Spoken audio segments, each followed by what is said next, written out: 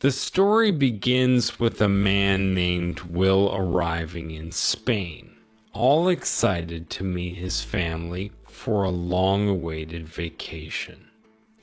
His dad, Martin, warmly welcomes him, and they start their journey to a waiting boat. Along the way, Will's phone rings with a call from his work, but he politely asks for a short break, knowing that his work calls often bother his dad. When they get to their destination, Will's mom, Lori, his little brother Josh, and Josh's girlfriend, Dara, greet him with big smiles. The whole family is super happy because they are looking forward to having a special dinner together. As they sit around the table, the two brothers talk about their childhood, where they moved a lot because of their dad's job. Lori is really glad to have her family all together, and they make a heartfelt toast to start their evening. However, the mood takes a playful turn when Josh brings up a funny incident from Will's past, making everyone burst into laughter. But this cheerful moment is suddenly interrupted when Will receives a distressing phone call. He looks very serious, and the sadness spreads to everyone around. Finally, he opens up to his family and shares the sad news about his company going bankrupt. Everyone becomes quiet, and uncertainty hangs in the air as Will thinks about what will happen next. He goes off by himself to the seaside. Later, after dinner, Will tries to make things right for dampening the happy mood earlier. He says sorry to his dad, Martin, for the tough situation he's in. In a heartfelt conversation, Martin also says sorry to Will, understanding how difficult this is for his son. The next day, the family is out on the sea, but Will is glued to his constantly ringing phone. He reluctantly helps with steering the boat until they finally drop anchor. But Will can't stop thinking about his phone, and this leads to some tension when Martin urgently asks him to take control of the boat. Just then, a fast motorboat comes dangerously close to their yacht. Will doesn't realize the danger, and his lack of focus makes their boat drift without direction because of the wind. Martin panics and shouts at him just in time, so he manages to avoid a bad crash that could have hurt Dara. In the middle of this chaos, Will's phone rings again, but Martin throws it into the ocean without hesitation. This makes them argue loudly, and Will makes a bold decision. He jumps into the sea and starts swimming towards the town, trying to find some peace as their emotions boil over. He quickly stopped at the pharmacy to buy some antiseptic for Dara's wound, and then decided to get a drink to quench his thirst. While he stood on the shore, looking at the vast ocean, Martin started feeling uneasy. That same scary speedboat passed by again, making him even more worried. After a short time, Will came back to the beach but couldn't see the family's yacht anywhere. He tried asking the local people on the sandy shore for help, but they spoke fast in Spanish, and he couldn't understand them. Determined, he went into the waves and approached a group of young people, hoping they could assist him. Unfortunately, their words were as hard to understand as the sounds of the sea. Will felt a growing fear in his heart, thinking that maybe his family had left him behind by mistake. He walked along the coast to get a better view, and there, in the gentle moonlight, he saw the yacht drifting alone. When he got on board, he realized that something was very wrong. The boat had no power, and his family was gone. Feeling desperate, Will went to the local police station for help.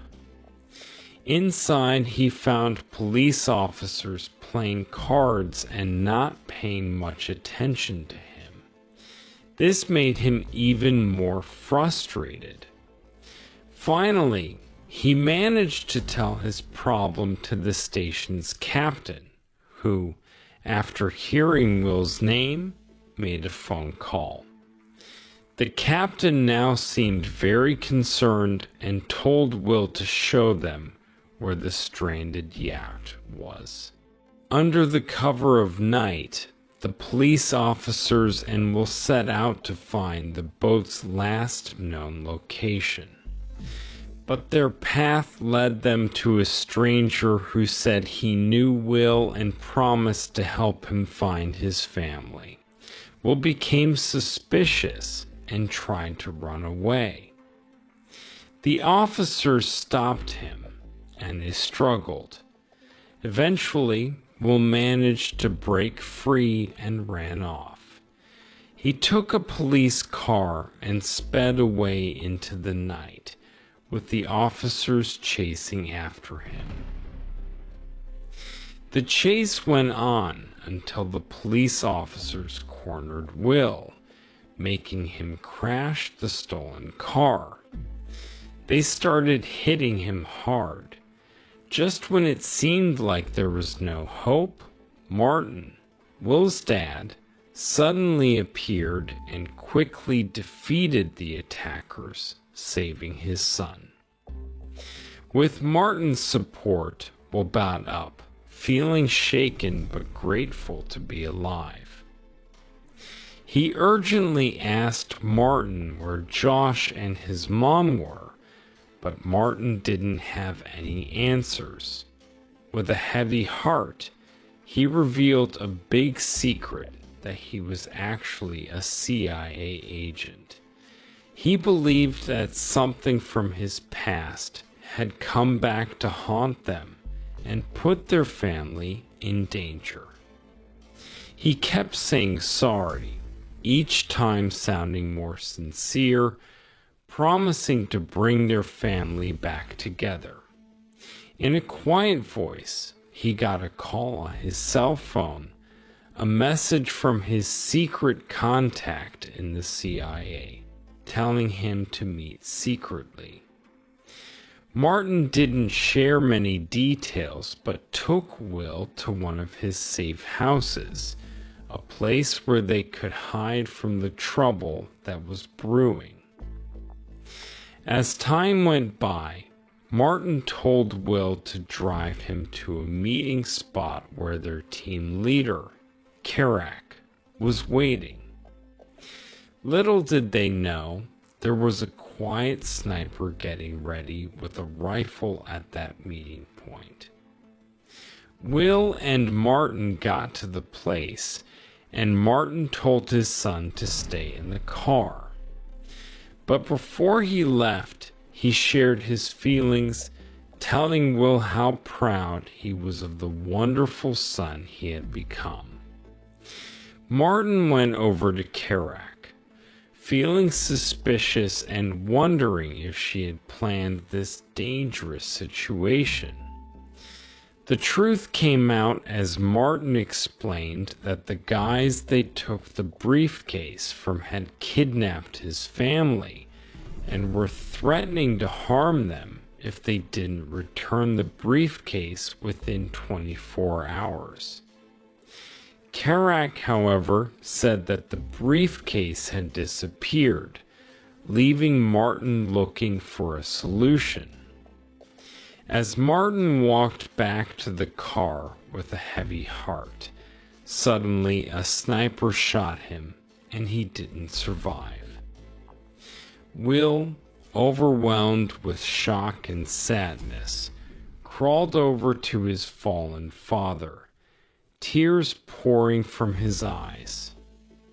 The ruthless sniper, Gorman, saw another chance and aimed his gun at Will, but Will managed to grab hold of Martin's gun and ringing cell phone just in time.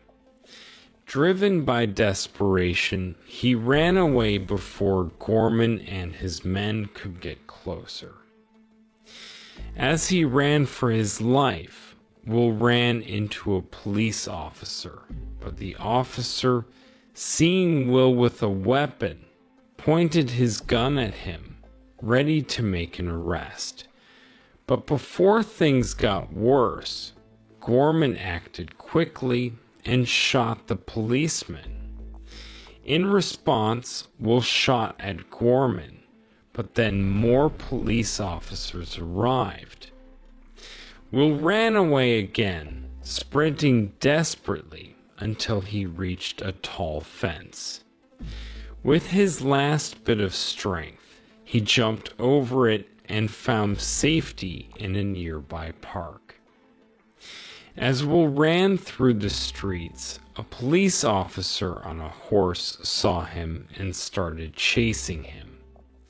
In a surprising twist of events, Will was able to run faster than the big horse, barely escaping getting caught.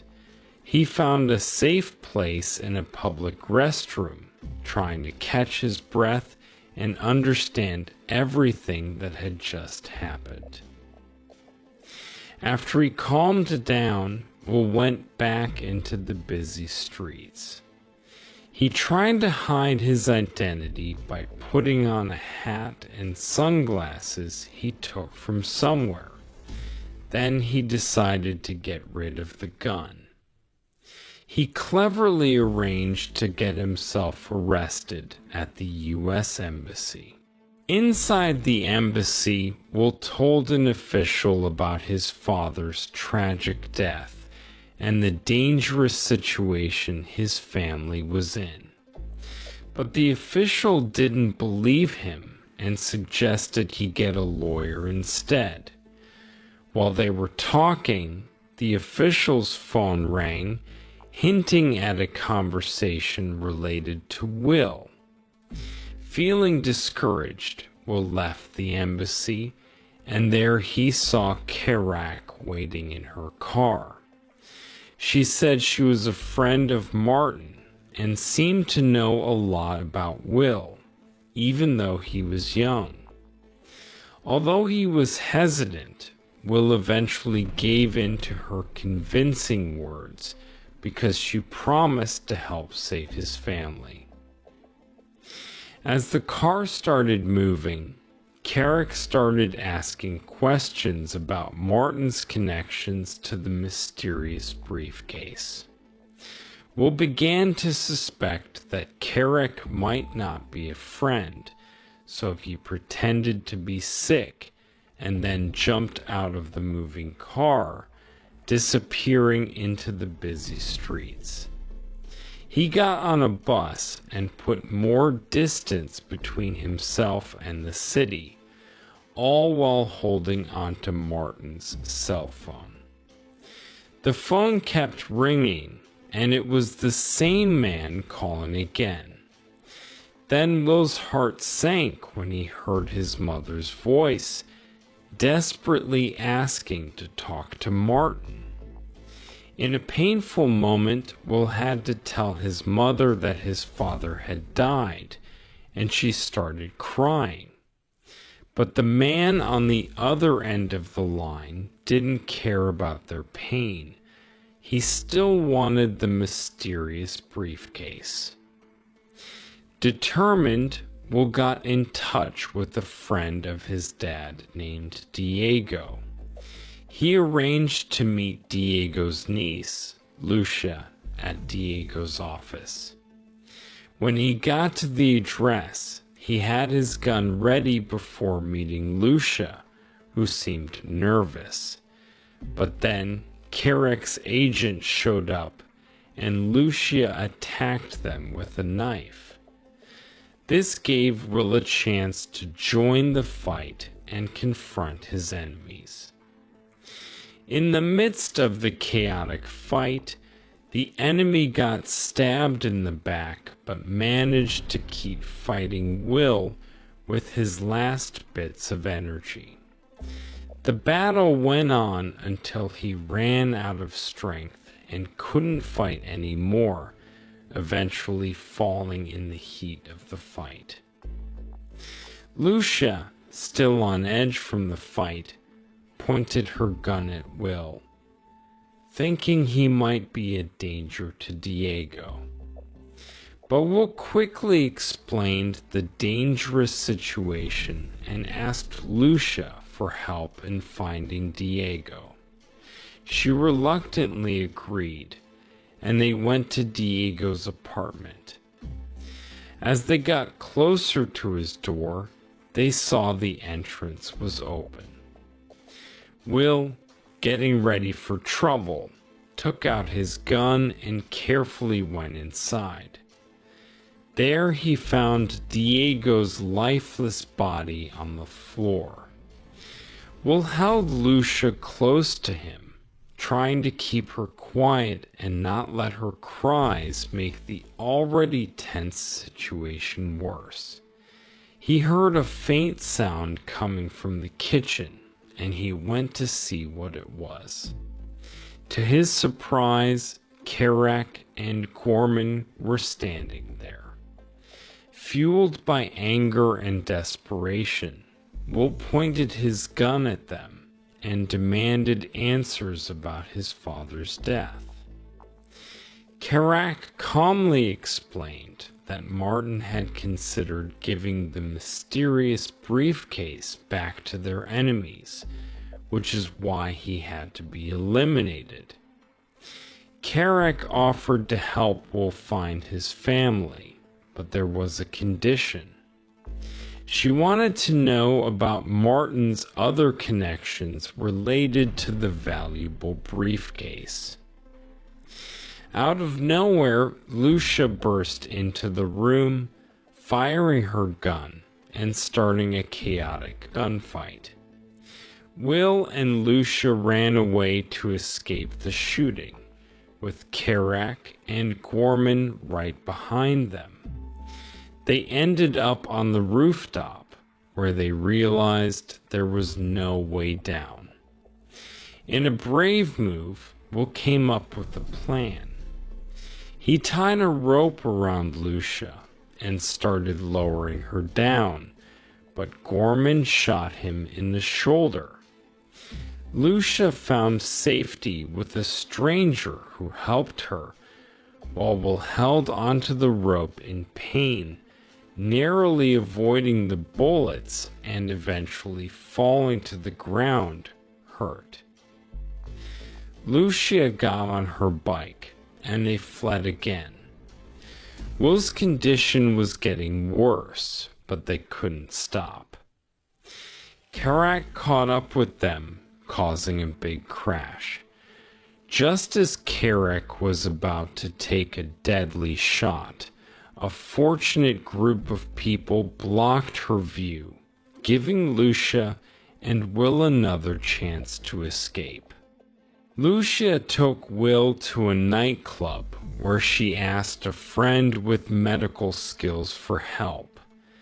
At first, her friend was hesitant, but Lucia begged, and eventually her friend agreed and got others to help.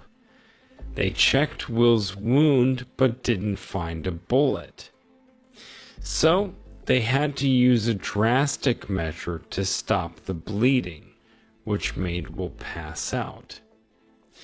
After several painful hours, Will woke up, still in a lot of pain.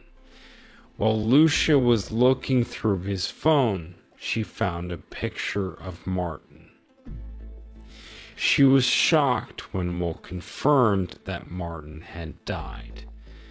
Then Lucia revealed that she knew Martin too, but by a different name, Tom. Martin was not only her father, but also Will's half-brother.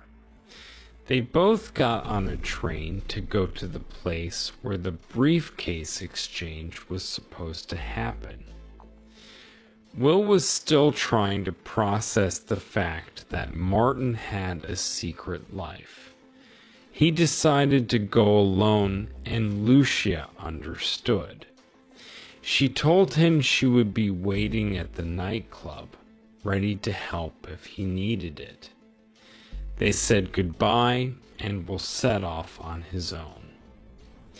When Will arrived at the location, he looked around carefully to see if he could find their contact. A mysterious man suddenly appeared beside him and told him to act normal and follow him. Will was cautious but did as he was told, following the man to a car and sitting in the front seat. He was anxious to get information about his family and kept asking questions, but the man reacted quickly and violently. He grabbed Will's neck and choked him until he passed out. When Will woke up, he was tied to a chair, and he was getting punched repeatedly as he tried desperately to convince his captors that Martin was dead. To his surprise, the leader, Zahir, revealed himself as a crazy agent. It turned out that the mysterious briefcase was part of a complicated plan to expose a corrupt CIA agent. Martin and the CIA had fired their undercover agent and taken the briefcase as part of this plot. Will told Zahir that Martin had become a victim of the CIA and Kerak's schemes. They were trying to erase all evidence and witnesses to their complicated, deceitful plans. Zahir then revealed the painful reality that Will's family was still held captive, and their safety depended on the fact that they were hostages. Zahir was determined to confront Kerak and save Will's family. He insisted that Will should lure Kerak out into the open before the secret briefcase sale, and he threatened to hand over Will's family to the CIA if he failed. Once again, Will was overpowered, choked, and thrown out of the car, along with a gun, just outside the city. He went back to Lucia's welcoming club, where they were happy to see each other again. They joined forces and planned a strategy to get Kerak to come out into the open. While they quietly discussed their plan, the club owner, who was loyal to Diego, heard them and offered to help. Lucia came up with a clever idea. She used her card to pay for drinks and leave a digital trail, hoping Kerak would fall into their trap. In just a few minutes, Gorman showed up at the club, but the smart store owner and his friends quickly recognized him, and a fierce fight broke out. Gorman was a skilled fighter, but they finally managed to subdue him after using a taser. They took Gorman to the club's basement and started a harsh interrogation.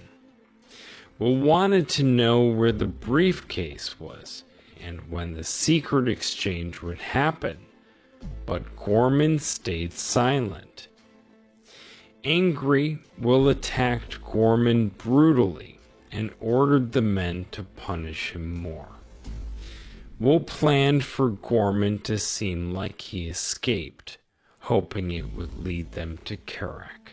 Lucia was behind the wheel of a waiting car as they watched Gorman somehow free himself and escape.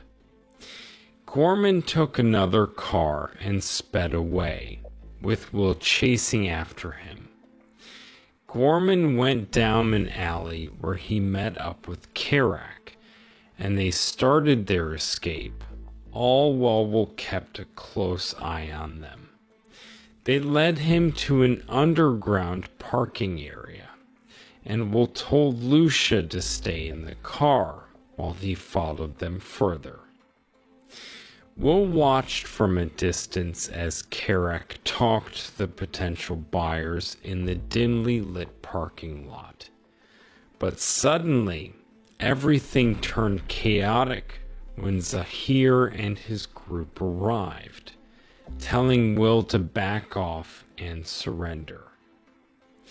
Will shouted, demanding to know where his captive family was.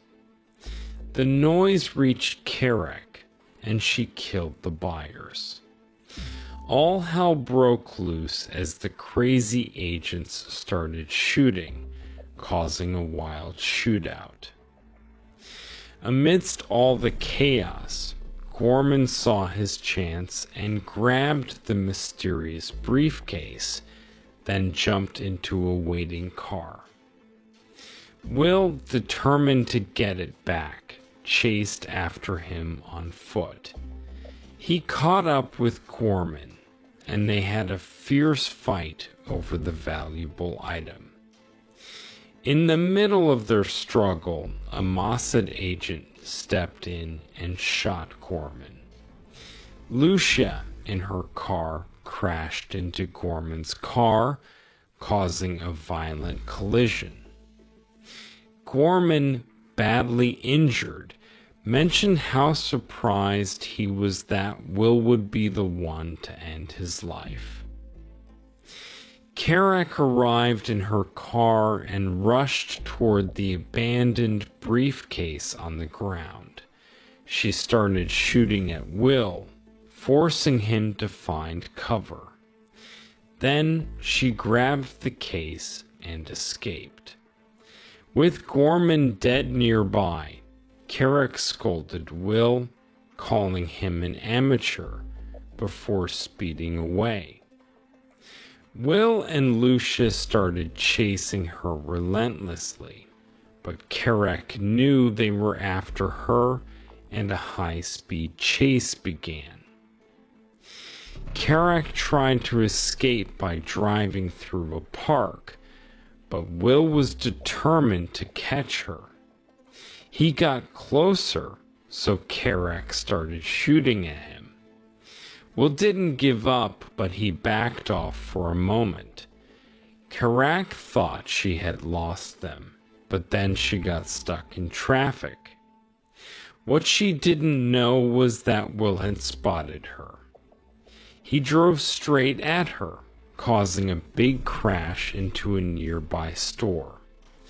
A crowd gathered, and Kerak got out of the car and started shooting not only at Will, but also at innocent people. With a lot of effort, Will and Lucia took control of another car and drove away, with Kerak still chasing them relentlessly. Their cars battled fiercely, and both ended up flipping over dramatically. Kerak, holding the valuable briefcase, got out and approached Will and Lucia, who were struggling to move. In a tense moment, Will tried to reach for his gun, but Karak taunted him. She was about to shoot him when suddenly a gunshot rang out. In the midst of all the chaos, Zahir and his fellow agents showed up and quickly made sure Will, Lucia, and the valuable briefcase were safe.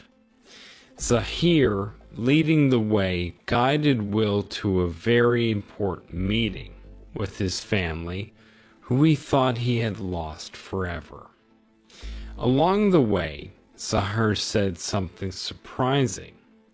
He admitted that even though Martin had a mysterious past, he would be proud of Will for being so strong. Their reunion was incredibly emotional, with lots of tears and hugs as the family's broken bonds were miraculously repaired. They visited Lucia in the hospital, where Lori and Josh warmly welcomed their new friend. Their brief period of peace didn't last long. A CIA official came up to Will and gave him a passport, offering him a way to go back home where it was safe. Will was still curious about what was inside the briefcase, but the official didn't give him a straight answer. Instead, he hinted that to find out, Will would need to get more involved with the CIA. So the moral of the story is when life throws you a crazy mix of spies, secret briefcases, and family reunions, just remember, laughter is the best spy gadget, and a group hug can disarm even the most cunning villain.